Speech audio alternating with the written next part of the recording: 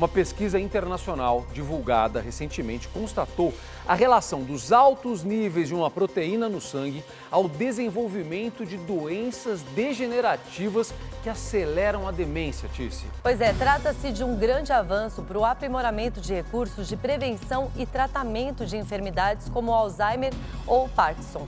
Um sopro de esperança de que no futuro haverá menos famílias sofrendo com os pais ou avós desconectados da realidade. Entenda melhor na reportagem da Gabriela França. Foi em 2008 que Patrícia percebeu uma diferença no comportamento da mãe. Ela guardava os documentos para o meu pai e quando ele ia pedir para ela ficava nervosa, que não encontrava, não conseguia lembrar. E também o fator que ela sempre foi uma cozinheira de mão cheia e ela estava errando nos temperos, salgando um pouco mais, colocando água além do que devia. O esquecimento foi aumentando e outros sinais começaram a aparecer. Foi progredindo a doença e a repetição.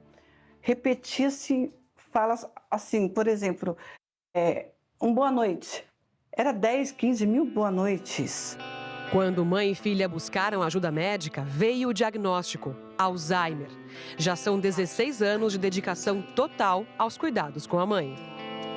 Utiliza a fralda.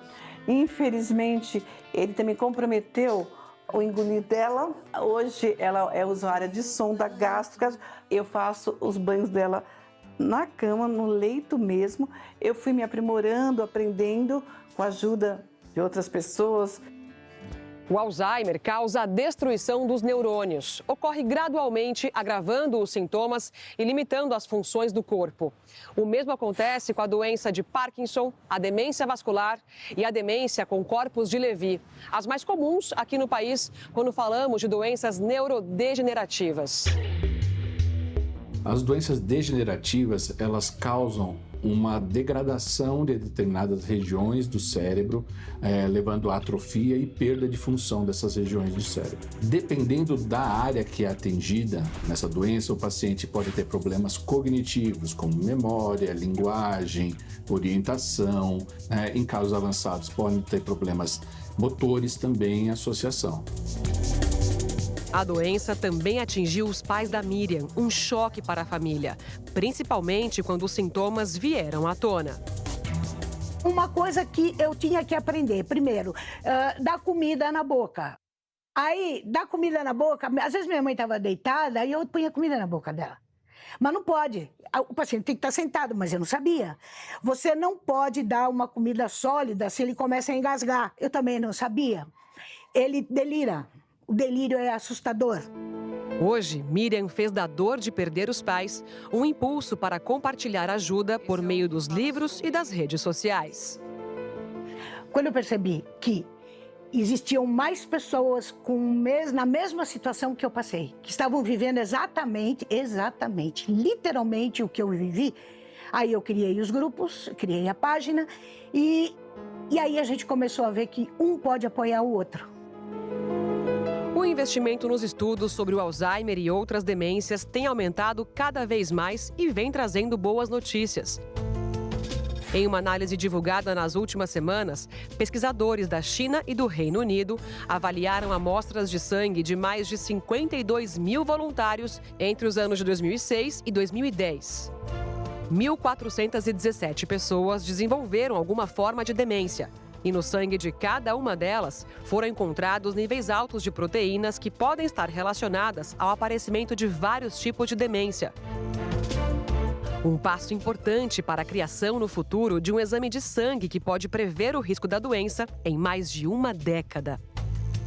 Hoje em dia, o diagnóstico de um quadro demencial ele é basicamente clínico. A gente pega umas histórias com os familiares, o próprio paciente, a gente faz testes psicológicos, a gente avalia a questão da cognição, lança a mão de alguns exames, como exames de imagem, como a ressonância magnética, a tomografia. Esse estudo ele serve basicamente para a detecção precoce e também intervenção precoce. Ou seja, se você tiver um exame alterado, você pode fazer um tratamento inicial e tentar melhorar essa evolução do paciente.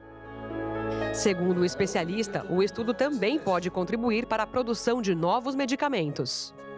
Os tratamentos para doença degenerativa, uma doença de Alzheimer, uma demência, eles estão disponíveis no SUS e esses medicamentos, infelizmente, eles são poucos. A gente tem 2 ou 3 categorias que podem ser utilizados para o tratamento de uma demência e, além de tudo, ajudar também no desenvolvimento de novas terapias para ajudar o paciente com quadro degenerativo. O Alzheimer não tem cura, mas a medicina avança para que o paciente possa ter uma boa qualidade de vida diante de tantos desafios. Você ainda estimula a sua mãe, você Muito. conversa com ela, você canta para ela. Faço tudo. Eu canto, eu beijo ela, eu converso com ela e eu brinco. Além de dar os medicamentos diários para a mãe, Patrícia também adiciona uma boa dose de carinho, paciência e respeito por quem cuidou tanto até os 69 anos e que hoje precisa ser cuidada. Luta continua. A luta continua incentivando ela, porque para muitos, o idoso, quando ele entra numa condição de doença, uma boa parte das pessoas parece que já enterrou eles, mas eles não estão mortos, eles estão vivos. Como é grande o meu amor por você. Nunca se esqueça, viu, mãe? Amor, com certeza, é um grande remédio e é necessário.